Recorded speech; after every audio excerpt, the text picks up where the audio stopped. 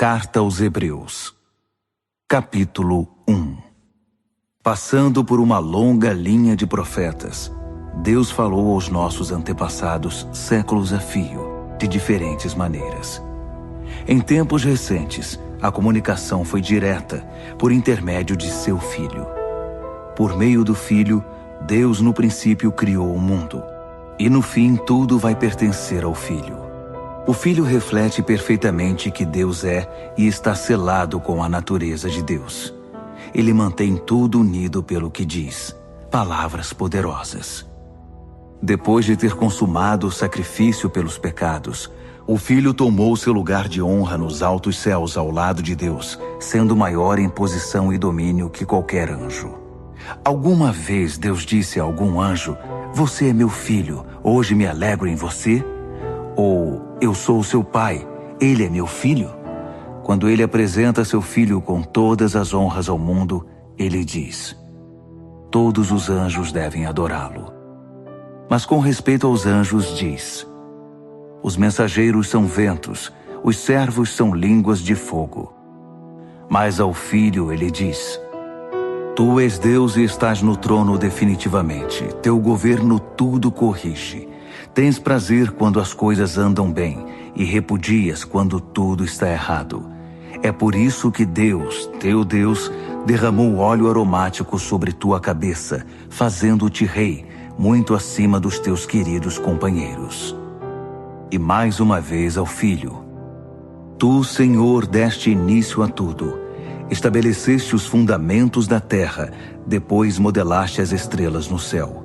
Terra e céu se desfarão, mas tu jamais. Eles se gastam como roupa velha. Tu irás dobrá-los como um manto usado, e então os guardarás. Mas serás sempre o mesmo, ano após ano. Nunca irás definhar, nunca irás desvanecer". E alguma vez ele disse algo parecido a algum anjo? "Assente-se aqui ao meu lado direito, até que eu faça dos seus inimigos um descanso para os pés". Não é óbvio que todos os anjos são enviados para ajudar os que foram designados para receber a salvação? Hebreus, capítulo 2. É fundamental que nos apeguemos com firmeza ao que ouvimos, para que não nos desviemos. Se a antiga mensagem entregue pelos anjos era válida e ninguém podia desprezá-la, acham que podemos nos arriscar a desprezar a última, esta magnífica salvação? Antes de tudo, ela foi entregue pelo Senhor em pessoa, depois cuidadosamente transmitida a nós pelos que dele a ouviram. Durante todo este tempo, Deus a estava confirmando com os dons do Espírito Santo, todos os sinais e milagres, conforme decisão divina. Deus não encarregou os anjos da salvação de que estamos falando. A Escritura diz: "O que é o ser humano para que te preocupes com eles? Por que desperdiçarias tempo te preocupando com eles? Tu os fizeste quase tão importantes quanto os anjos, deslumbrantes com a luz da aurora no Éden. Depois, deste a eles responsabilidade sobre o mundo que criaste". Quando Deus os designou responsáveis sobre tudo, nada foi excluído. Mas ainda não vemos todas as coisas debaixo da jurisdição humana. O que vemos é Jesus, feito quase tão importante quanto os anjos, e então, pela experiência da morte, coroado muito acima de qualquer anjo, com uma glória deslumbrante com a luz da aurora no Éden. Naquela morte, pela graça de Deus, ele experimentou plenamente a morte no lugar de cada ser humano. Faz sentido que o Deus que iniciou tudo e que tudo preserva agora conclua sua obra, tornando perfeito o pioneiro da salvação através do sofrimento, enquanto ele conduz todas essas pessoas à glória. Uma vez que aquele que salva e os que são salvos têm uma origem comum, Jesus não hesita em tratá-los como família, dizendo: "Vou contar a meus bons amigos, meus irmãos e irmãs, tudo o que sei sobre ti. Vou me reunir a eles num culto e em louvor a ti". Uma vez mais, ele se põe no mesmo círculo familiar quando diz: "Até eu vivo por depositar minha confiança em Deus". E uma vez mais, aqui estou com os filhos que Deus me deu. Uma vez que os filhos são de carne e sangue, é óbvio que o Salvador assumiu a carne e o sangue para resgatá-los por sua morte. Abraçando a morte e tomando-a para si, ele destruiu o poder que o diabo exercia sobre a morte e libertou os que temiam em vida por causa do medo da morte. Assim, é evidente que ele não suportou tudo isso por causa dos anjos, e sim por causa de pessoas como nós, filhos de Abraão. Foi por isso que ele teve de assumir a vida humana de forma integral. Então, quando se apresentou diante de Deus como sacerdote principal para retirar os pecados da humanidade, ele já havia experimentado toda a dor e havia passado em todos os testes, e agora tinha condições de ajudar no que fosse necessário.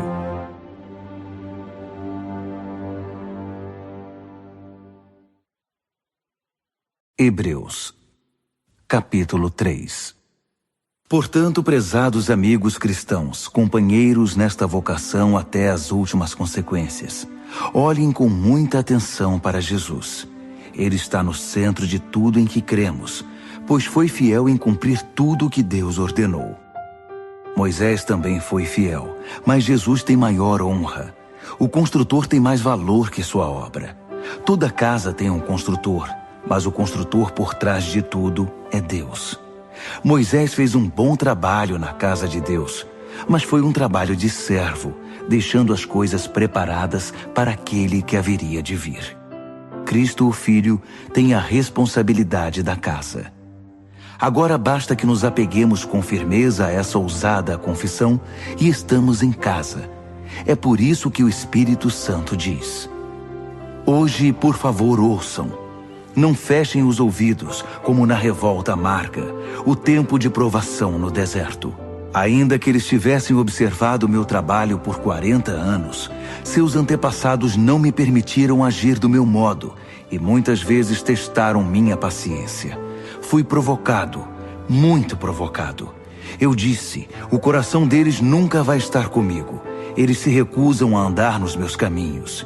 Irritado, jurei, eles nunca vão chegar ao seu destino, nunca vão conseguir se sentar e descansar. Portanto, amigos, vigiem seus caminhos. Certifiquem-se de que não haja nenhuma descrença maligna rondando e que possa desviá-los do caminho, afastando-se do Deus vivo. Pois enquanto ainda é o hoje de Deus, vigiem um ao outro, para que o pecado não os adormeça. Se pudermos manter a firmeza no ponto em que começamos, é o bastante para estar com Cristo por todo o caminho. Estas palavras soam em nossos ouvidos. Hoje, por favor, ouçam. Não fechem seus ouvidos como na revolta amarga. Quem eram as pessoas que se fizeram de surdas? Não eram as mesmas que Moisés tirou do Egito? E quem provocou Deus por 40 anos? Não foram os mesmos que se fizeram de surdos e viraram cadáveres no deserto? E quando ele jurou que nunca iriam chegar ao seu destino, não estava ele se referindo aos que se fizeram de surdos? Eles nunca chegaram lá, porque não o ouviram e nunca creram. Hebreus, capítulo 4. Enquanto a promessa de descansar nele nos impulsiona para o alvo de Deus, cuidemos para não sermos desqualificados. Recebemos as mesmas promessas que o povo do deserto. No entanto, elas não fizeram bem a eles, porque não foram recebidas com fé. Portanto, se crermos, iremos experimentar o estado de descanso. Se não crermos, nada feito. Lembrem-se do que Deus disse. Com ira jurei. Eles nunca vão chegar ao seu destino. Nunca vão conseguir descansar de verdade. Deus fez essa promessa, embora tivesse cumprido a parte dele antes da fundação do mundo. Em algum lugar está escrito: Deus descansou no 7º dia, tendo completado sua obra. Mas outro texto diz: eles nunca vão conseguir descansar de verdade. Portanto, essa promessa ainda não foi cumprida. Os antigos não chegaram ao lugar de descanso porque foram desobedientes. Deus continua renovando a promessa e estabelecendo a data de hoje, como fez no Salmo de Davi, séculos depois do convite original. Hoje, por favor, ouçam, não fechem os ouvidos. Essa promessa ainda é válida. Ela não foi cancelada no tempo de Josué. Do contrário, Deus não continuaria renovando a promessa para hoje. A promessa de chegada e descanso para o povo de Deus ainda está de pé. Deus mesmo está neste descanso. E no fim da jornada, descansaremos com Ele. Portanto, permaneçamos firmes e chegaremos ao local de descanso. Se não houver desobediência, não haverá desvio. Tudo o que Deus diz é sério.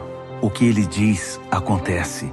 Sua poderosa palavra é aguda como o bisturi e capaz de cortar tudo, seja dúvida, seja desculpa, mantendo-nos abertos para ouvir e obedecer.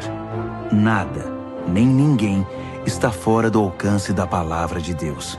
Não se pode fugir dela, não há como. Agora que já sabemos o que temos, Jesus, esse grande sacerdote principal com acesso imediato a Deus, não podemos perdê-lo jamais. Não temos um sacerdote que não conhece nossa realidade. Ele experimentou fraqueza e provações, e experimentou tudo, menos o pecado. Portanto, vamos andar direito e receber o que Ele tem para nos dar. Recebam a misericórdia, aceitem a ajuda. Hebreus, capítulo 5.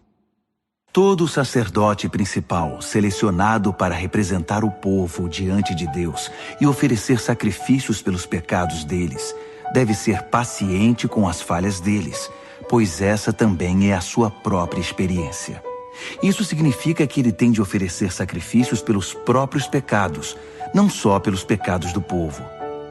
Ninguém assume por conta própria essa posição de honra. Precisa ser chamado por Deus, como foi o caso de Arão. Nem Cristo se presumiu sacerdote principal. Ele também foi separado por aquele que disse: Tu és meu filho, hoje me alegro em ti. Em outro lugar, Deus declara: Tu és sacerdote para sempre, na ordem real de Melquisedeque. Enquanto viveu na terra, antecipando a morte, Jesus clamou de dor e lamentou de tristeza, enquanto apresentava suas orações sacerdotais a Deus. Ainda que fosse o Filho de Deus, ele aprendeu uma obediência confiante pelo que sofreu, assim como nós.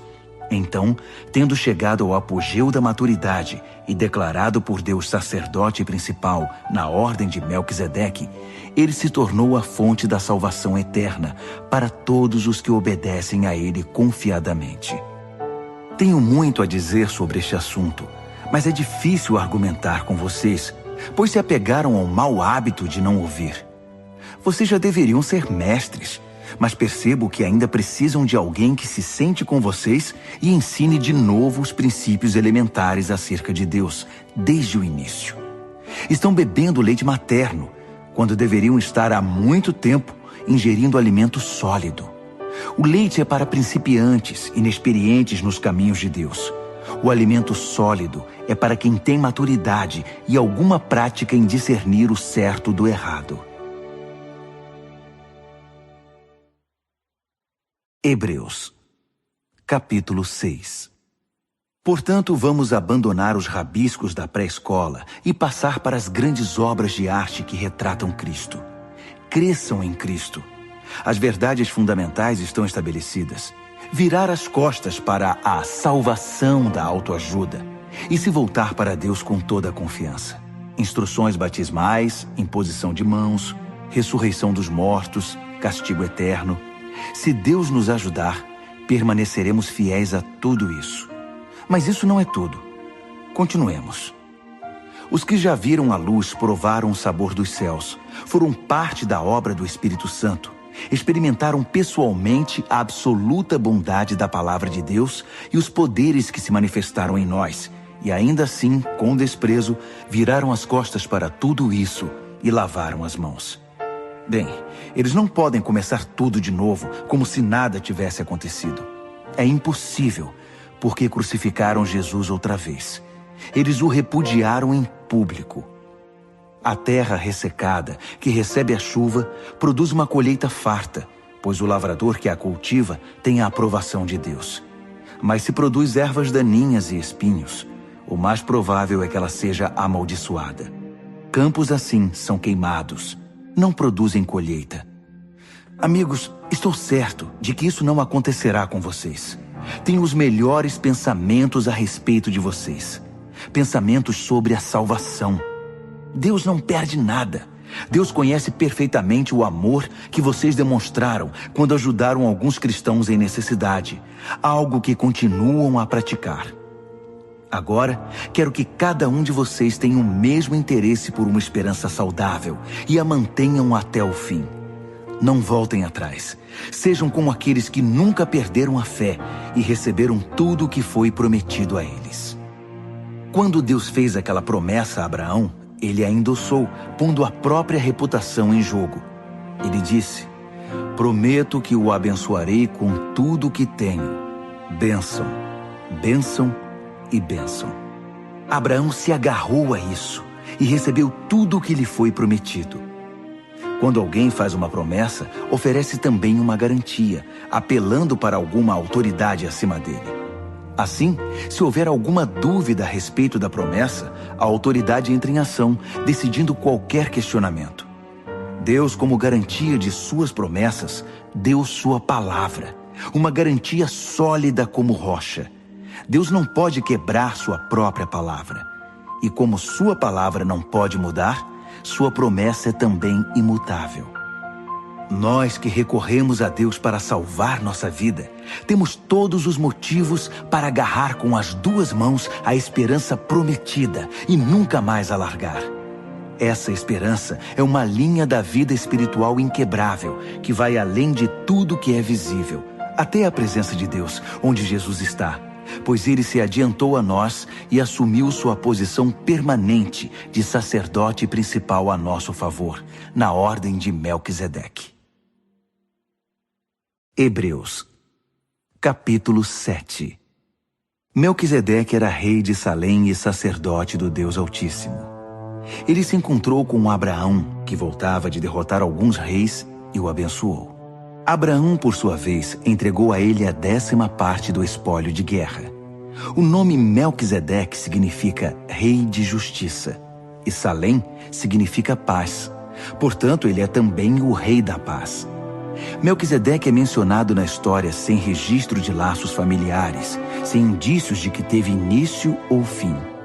Nesse sentido, ele é como o Filho de Deus, uma presença sacerdotal grandiosa dominando todo o cenário. Podemos deduzir que Melquisedeque era alguém muito importante pelo fato de nosso pai Abraão ter dado a ele o dízimo dos despojos. Os sacerdotes descendentes de Levi são autorizados a recolher os dízimos do povo, ainda que sejam mais ou menos iguais, sacerdotes e povo, tendo um pai em comum, Abraão. Mas esse homem, um estrangeiro, recebeu dízimos de Abraão e abençoou aquele que havia recebido as promessas de Deus. Em atos de bênção, o menor é abençoado pelo maior. Vejamos o caso por outro ângulo. Entregamos nosso dízimo a sacerdotes que morrem, mas Abraão deu o dízimo a um sacerdote que, de acordo com as Escrituras, vive. Vocês podem até argumentar que, sendo Levi descendente de Abraão e tendo Abraão dado o dízimo a Melquisedeque, quando damos os dízimos à tribo sacerdotal de Levi, eles terminam em Melquisedeque. Se o sacerdócio de Levi e Arão, que deu a estrutura para a entrega da lei, pudesse tornar as pessoas perfeitas, não haveria necessidade de um novo sacerdócio, como o de Melquisedeque. Mas como esse sacerdócio não conseguiu cumprir seu objetivo, houve uma mudança de sacerdócio. Com ele veio uma nova lei, que instituía mudanças radicais. Não há meio de entender essas mudanças nos termos do antigo sacerdócio levítico. É por esse motivo que não há nada na árvore genealógica de Jesus que possa conectá-lo à linhagem sacerdotal de Levi. Mas o episódio de Melquisedeque traz uma analogia perfeita. Jesus, sacerdote como Melquisedeque, não por ascendência genealógica, mas pela absoluta força da vida ressurreta, ele também vive. É sacerdote para sempre, na ordem real de Melquisedeque. Os antigos procedimentos, um sistema de mandamentos que nunca funcionou como deveria, foram deixados de lado. A lei não conduziu ninguém à maturidade. Assim, um caminho que funciona, Jesus, que nos leva diretamente à presença de Deus, foi posto em seu lugar. O sacerdócio de Arão perpetuou-se automaticamente de pai para filho, sem confirmação explícita de Deus. Mas Deus interferiu e instituiu esse novo sacerdócio, que é permanente, e adicionou uma promessa. Deus deu sua palavra, ele não voltará atrás. Tu és o sacerdote permanente. Isso faz de Jesus a garantia de um caminho muito melhor para chegarmos a Deus. Um sistema que realmente funciona, uma nova aliança. Antigamente havia uma multidão de sacerdotes, pois eles morriam e tinham de ser substituídos. Mas o sacerdócio de Jesus é permanente. Ele está em seu posto agora e estará até a eternidade para salvar todos os que se dirigem a Deus por meio dele, e o tempo todo trabalha para defendê-los. Portanto, agora temos um sacerdote principal que se adapta perfeitamente às nossas necessidades.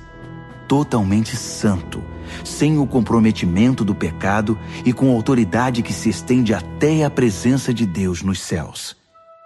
Diferentemente dos outros principais sacerdotes, ele não precisa oferecer sacrifícios diários pelos próprios pecados antes de nos atender. Ele mesmo se ofereceu como sacrifício, e esse sacrifício é definitivo. A lei indicava como sacerdotes principais homens que não conseguiam cumprir seu ofício com perfeição. Mas a ordem que resultou da intervenção de Deus designou o Filho, que é absoluta e eternamente perfeito. Hebreus, capítulo 8. Em essência, temos um sacerdote principal, que com autoridade na presença de Deus, conduz o culto no santuário verdadeiro construído por Deus. A tarefa do sacerdote principal é oferecer dádivas e sacrifícios. Nesse ponto não é diferente do sacerdócio de Jesus. Se ele estivesse limitado à terra, não poderia ser sacerdote. Não precisaríamos dele, pois há um grande número de sacerdotes que podem oferecer as dádivas prescritas na lei. Esses sacerdotes, na verdade, apenas representam o que acontece no verdadeiro santuário do céu. Moisés teve um vislumbre dele na época em que estava para edificar o santuário do tabernáculo. Foi quando Deus disse: siga exatamente o que você viu na montanha. Mas a obra sacerdotal de Jesus ultrapassa em muito a dos outros sacerdotes, pois ele faz parte de uma aliança muito superior. Se a primeira aliança tivesse funcionado, a segunda não seria necessária. Mas sabemos que a antiga aliança deixou a desejar, pois Deus disse: levantem a cabeça, está chegando o dia em que vou estabelecer uma nova aliança com Israel e Judá. Vou deixar de lado a antiga aliança que estabeleci com os antepassados deles, quando os conduzi pela mão na saída do Egito. Eles não cumpriram a parte deles no acordo, por isso os deixei de lado. Mas a nova aliança que estou fazendo com Israel não será escrita no papel, não será esculpida em pedra. Desta vez vou escrever a aliança neles mesmos. Vou gravá-la no coração deles. Vou ser o Deus deles, e eles serão o meu povo. Não precisarão ir à escola para aprender de mim, nem comprar um livro do tipo Conheça Deus em 5 lições. Eles vão me conhecer em primeira mão, o pequeno e o grande, o comum e o importante. Eles vão me conhecer por terem sido carinhosamente perdoados, por terem sua ficha de pecados apagada e limpa para sempre. Quando a nova aliança entre Deus e seu povo passou a vigorar, a antiga foi para a gaveta e lá ficará acumulando poeira.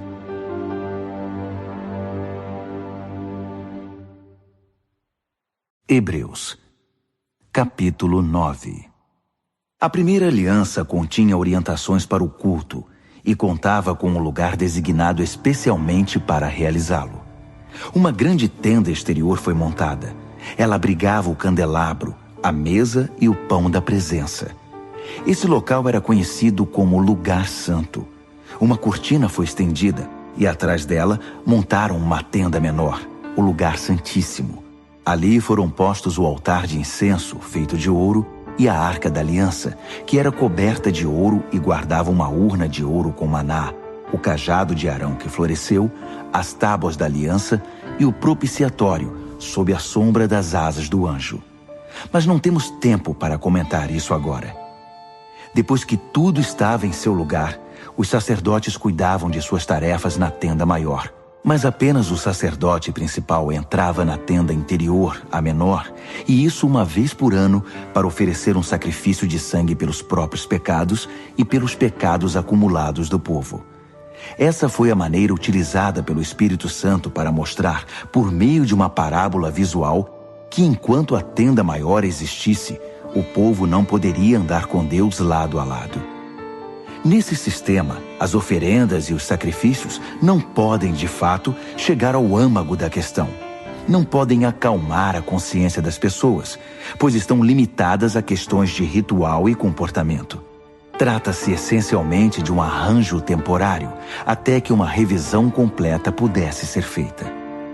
Mas quando o Messias, o sacerdote principal dos assuntos superiores da nova aliança, entrou em cena, ele ignorou o antigo tabernáculo e seus utensílios, neste mundo criado, e se dirigiu diretamente ao tabernáculo dos céus, o verdadeiro lugar santo, para exercer um ministério perfeito. Ele também descartou os sacrifícios que consistiam em sangue de bezerros e de bodes, e os substituiu pelo oferecimento do próprio sangue. Esse foi o preço da nossa libertação definitiva. Se o sangue de animais e outros rituais de purificação tiveram algum efeito positivo sobre nosso comportamento e nossa religião, imaginem quanto mais o sangue de Cristo é capaz de purificar nossa vida, por dentro e por fora.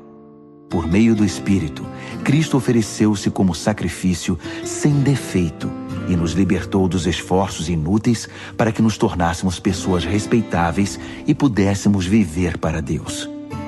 Assim como um testamento só tem efeito depois da morte de quem o fez, a nova aliança foi iniciada com a morte de Jesus. Sua morte assinalou a transição da antiga aliança para a nova, cancelando as antigas obrigações e os pecados que as acompanhavam, e convocando os herdeiros a receber a herança eterna que foi prometida a eles. Reuniu Deus e seu povo neste novo caminho. Mesmo na primeira aliança, houve a necessidade de uma morte para sua confirmação. Depois de ler todos os termos da aliança da lei, o testamento de Deus, Moisés pegou o sangue dos animais sacrificados e, num gesto solene, aspergiu-o sobre o documento e sobre o povo, que era o beneficiário. Ele atestou sua validade com as palavras: "Este é o sangue da aliança ordenada por Deus." Fez o mesmo com o local de culto e seu mobiliário. Moisés disse ao povo: "Este é o sangue da aliança que Deus firmou com vocês." Num testamento, pode-se dizer que tudo gira em torno da morte. É por isso que o sangue, a evidência da morte, é tão usado em nossa tradição, especialmente no que se refere ao perdão de pecados. Isso indica a proeminência do sangue e da morte em todas aquelas práticas secundárias que apontam para as realidades do céu. Indica também que quando o que é real assume seu lugar, os sacrifícios de animais não são mais necessários, pois já cumpriram seu propósito. Cristo não entrou na versão terrestre do lugar santo. Ele entrou no verdadeiro lugar santo e ofereceu-se a Deus como sacrifício pelos nossos pecados. Ele não faz isso todo ano, como os principais sacerdotes faziam na antiga aliança, com um sangue que não era o deles. Se fosse, ele teria de se sacrificar repetidamente no decorrer da história. Em vez disso, ele se sacrificou de uma vez por todas, assumindo todos os outros sacrifícios no seu sacrifício, a solução final para o pecado. Todo mundo tem de morrer uma vez e depois encarar as consequências de sua vida. A morte de Cristo também foi um acontecimento único, mas foi um sacrifício que levou nossos pecados para sempre. Assim, da próxima vez que ele se manifestar, O resultado para os que estão ansiosos por encontrá-lo será exatamente a salvação. Hebreus, capítulo 10. A antiga aliança era apenas um vislumbre das boas coisas da nova aliança. Uma vez que a antiga aliança da lei não era completa em si mesma, ela não poderia aperfeiçoar os que participavam dela. Não importa quantos sacrifícios oferecessem ano após ano, jamais conseguiriam uma solução definitiva. Se tivessem conseguido, os adoradores seguiriam cada um o seu caminho alegremente, não mais presos aos seus pecados. Mas em vez de remover a consciência do pecado, a repetição dos sacrifícios de animais na verdade só realçava a preocupação e a culpa, porque o sangue de touros e de bodes não tem poder para eliminar pecados. É isso que a profecia quer dizer nas palavras de Cristo. Tu não queres sacrifícios e ofertas ano após ano, e me preparaste um corpo para o sacrifício. Não é o aroma ou a fumaça do altar que te dá prazer. Então eu disse, estou aqui para fazer do teu modo, ó Deus, como está determinado no teu livro. Quando ele diz, tu não queres sacrifícios e ofertas, está se referindo às práticas da antiga aliança.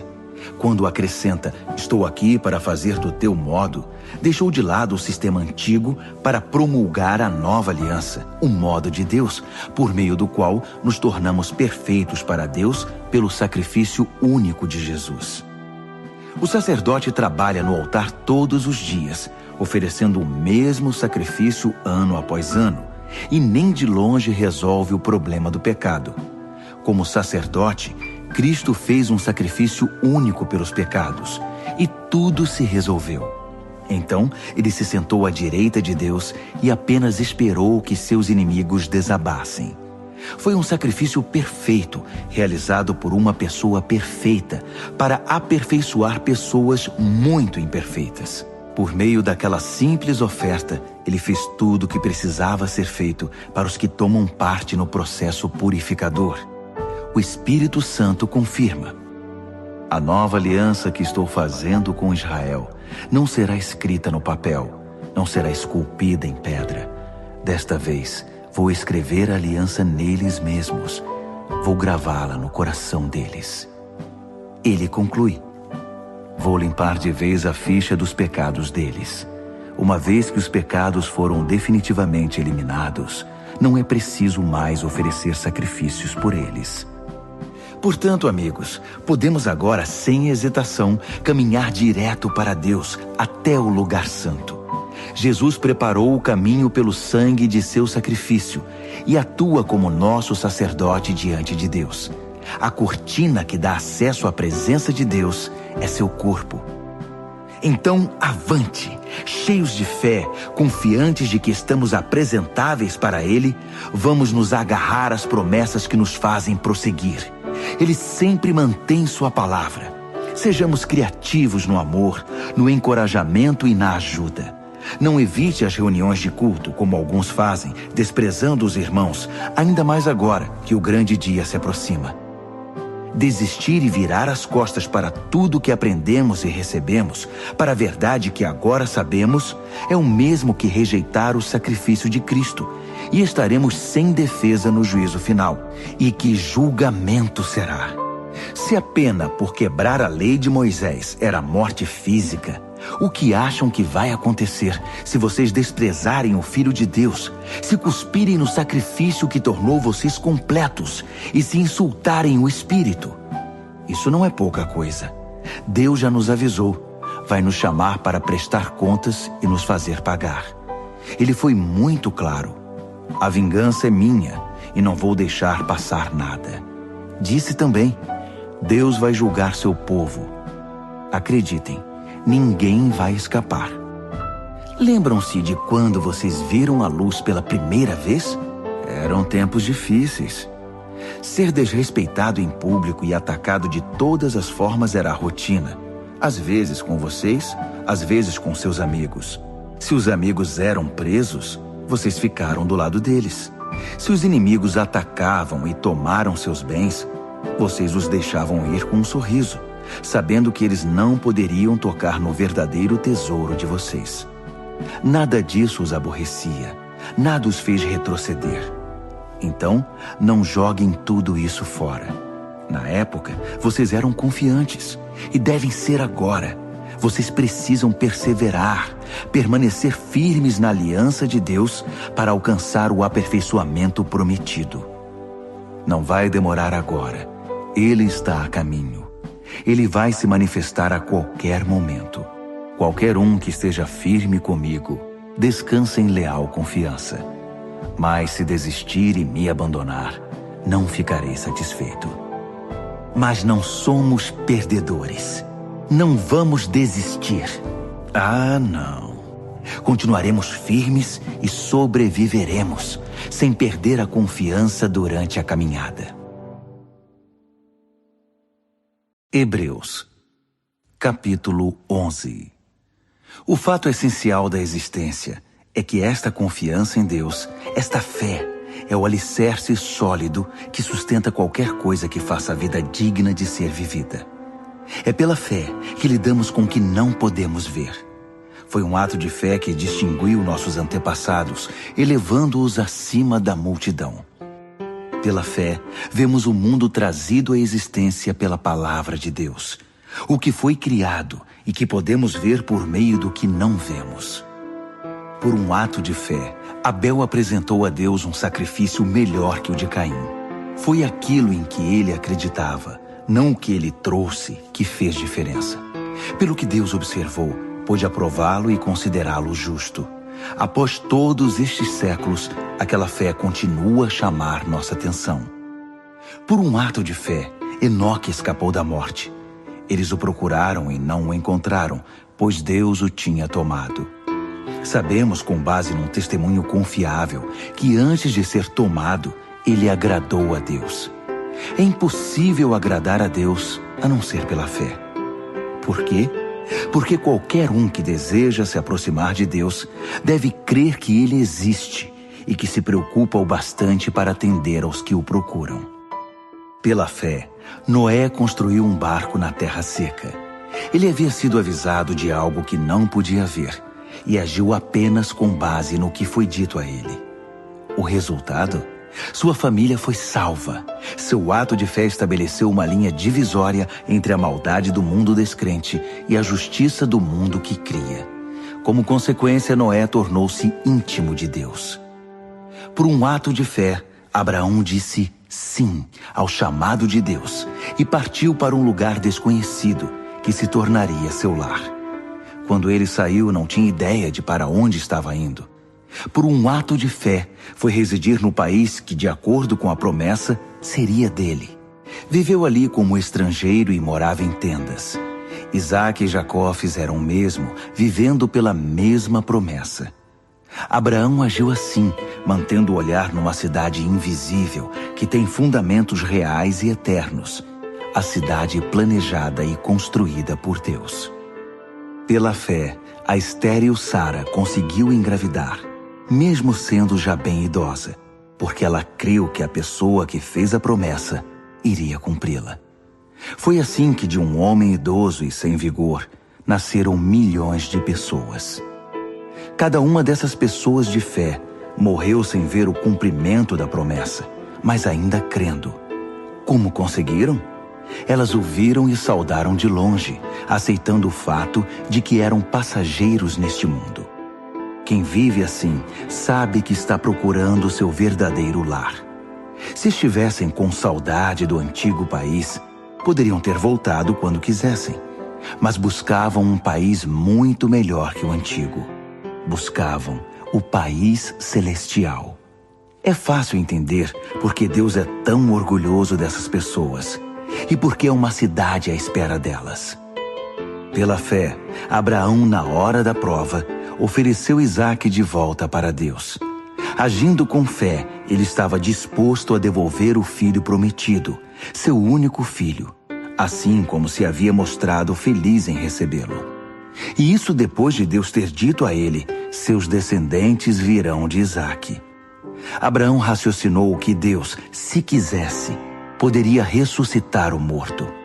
Em certo sentido, foi o que aconteceu quando ele pôde retirar Isaque vivo do altar.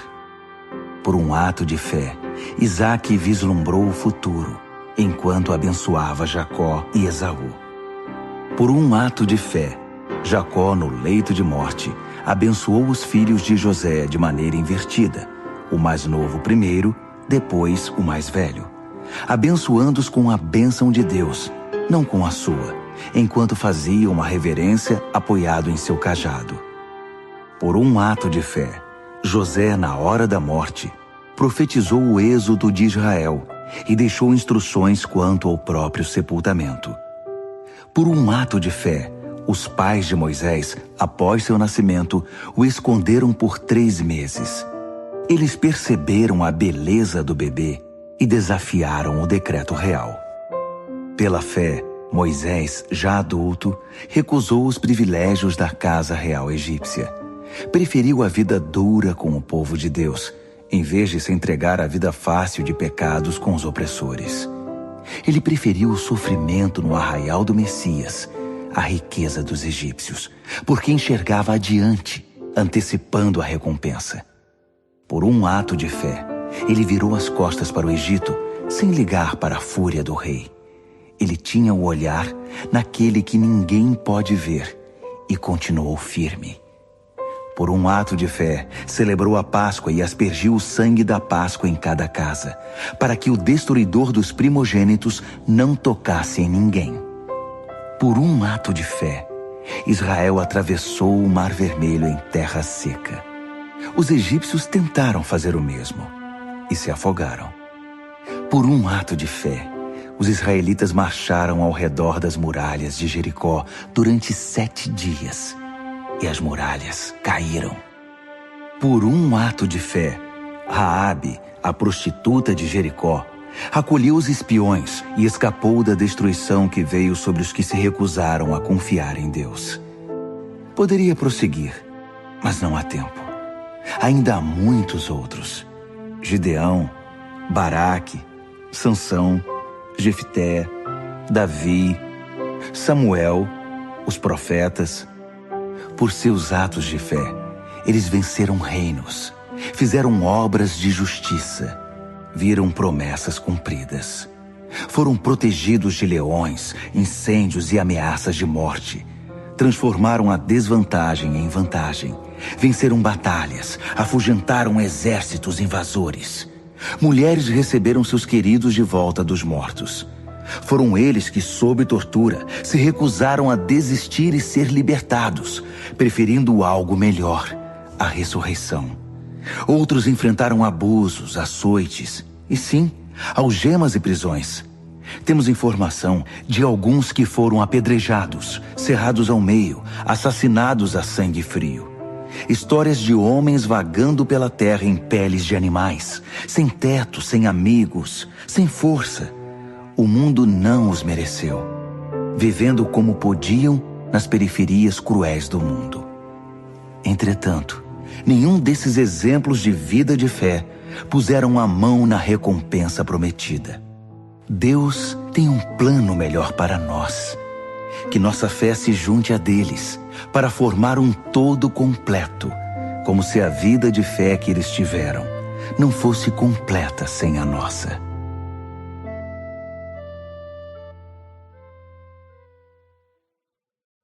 Hebreus, capítulo 12. Percebem o que isso significa? Todos esses pioneiros iluminando o caminho, todos esses veteranos nos encorajando. Significa que o melhor a fazer é continuar. Livres dos acessórios inúteis, comecem a correr e nunca desistam. Nada de gordura espiritual extra, nada de pecados parasitas. Mantenham os olhos em Jesus, que começou e terminou a corrida de que participamos. Observem como ele fez, porque ele jamais perdeu o alvo de vista, aquele fim jubiloso com Deus. Ele foi capaz de vencer tudo pelo caminho, a cruz, a vergonha, tudo mesmo. Agora está lá, num lugar de honra ao lado de Deus. Quando se sentirem cansados no caminho da fé, Lembrem-se da história dele, da longa lista de hostilidade que ele enfrentou. Será como uma injeção de adrenalina na alma. Nessa luta incessante contra o pecado, outros sofreram muito mais que vocês, sem falar no que Jesus enfrentou, todo aquele derramamento de sangue. Portanto, nada de autocomiseração. Ou vocês já se esqueceram de que os bons pais tratam bem os filhos e que Deus trata vocês como filhos dele? Meus filhos queridos, não desprezem a disciplina de Deus. Também não sejam esmagados por ela. Ele disciplina o filho que ama. O filho que ele abraça, ele também corrige. Deus está educando vocês. É por isso que vocês nunca devem desistir. Ele está tratando vocês como filhos queridos. Essa provação que vocês estão enfrentando não é um castigo, é um treinamento, a experiência normal dos filhos. Só pais irresponsáveis deixam os filhos por conta própria. Vocês gostariam que Deus fosse irresponsável? Se respeitamos nossos pais que nos educaram e não nos mimaram, por que não aceitar a disciplina de Deus para que possamos viver de verdade? Quando éramos crianças, nossos pais faziam o que para eles parecia o melhor. Mas Deus está fazendo o que é melhor para nós. Está nos treinando para que possamos viver de acordo com seu santo propósito. A disciplina nunca é divertida quando está sendo aplicada. É sempre dolorosa. No entanto, mais tarde, evidentemente, é uma bela recompensa, pois quem é treinado adequadamente se torna maduro no relacionamento com Deus. Não cruzem os braços, não fiquem parados. Preparem o caminho dos maratonistas para que ninguém tropece, caia ou pise em algum buraco e sofra uma contusão no tornozelo. Ajudem-se mutuamente e corram. Esforcem-se para que seja possível a convivência uns com os outros e com Deus. Se não o máximo que vão conseguir, é um vislumbre de Deus. Não permitam que ninguém despreze a generosidade de Deus. Não deixem que a erva daninha da amargura se espalhe. Uns poucos espinhos podem arruinar um jardim em pouco tempo. Cuidado com a síndrome de Esaú. Desprezar o dom permanente de Deus para satisfazer um apetite passageiro. Vocês sabem que Esaú mais tarde se arrependeu daquele ato impulsivo e tentou, ora com lágrimas, ora sem lágrimas, recuperar a bênção de Deus. Mas já era tarde demais. Diferentemente dos seus antepassados, vocês não foram até o Monte Sinai, aquele fogo como que de vulcão e estrondo de terremoto, para ouvir Deus falar. As palavras ensurdecedoras e a mensagem forte a ponto de balançar a alma os aterrorizaram, e eles imploraram que parasse. Quando ouviram a frase, se um animal tocar a montanha deverá morrer, ficaram com medo até de se mexer. Até Moisés ficou assustado. Essa não é de modo algum a experiência de vocês. Vocês chegaram ao Monte Sião, a cidade onde o Deus vivo reside. A Jerusalém invisível é habitada por multidões de anjos festivos e cidadãos que creem. É a cidade onde Deus é o juiz e na qual seus julgamentos nos tornam justos. Vocês chegaram a Jesus, que apresentou uma nova aliança, um novo alvará concedido por Deus. Ele é o mediador desta aliança. A morte de Jesus não foi como a de Abel, um assassinato que clama por vingança. Em vez disso, tornou-se uma proclamação da graça. Portanto, não tapem os ouvidos para essas palavras tão agradáveis. Se os que ignoraram as advertências terrenas não escaparam, o que nos acontecerá se virarmos as costas para as advertências do céu? A voz de Deus naquela ocasião sacudiu a terra até os fundamentos. Desta vez ele foi bem claro. Vai sacudir os céus também.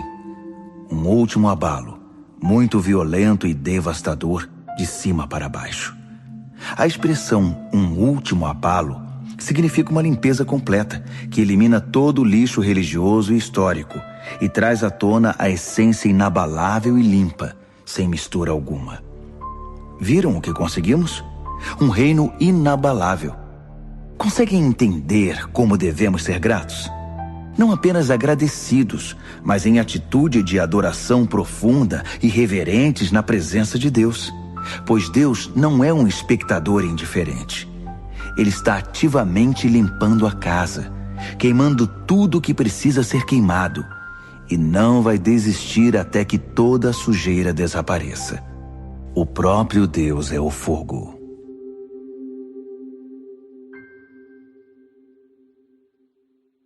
Hebreus, capítulo 13. Estejam bem uns com os outros, unidos pelo amor, sempre prontos para oferecer uma refeição ou uma pousada se alguém precisar, pois alguns receberam anjos em casa sem o saber. Tratem os prisioneiros como se estivessem presos com eles. Cuidem das vítimas de abuso como se o que aconteceu com elas tivesse acontecido a vocês. Honrem o casamento e mantenham a pureza sexual entre marido e esposa. Deus não aprova o sexo casual e ilícito. Não fiquem obcecados por adquirir bens materiais.